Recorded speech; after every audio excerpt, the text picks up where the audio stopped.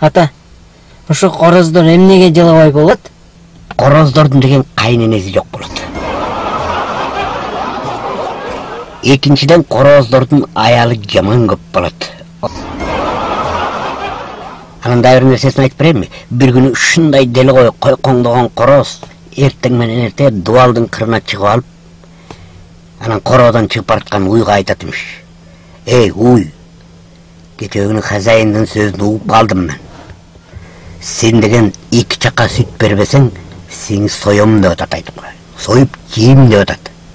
Десе байкуш уй, не кылаарын билбей, керегин кечке болгон чөптүн баарын жеп, бедеден жеп, арпа жеп, курсаган айбай тойгузуп, кеп, пишеп.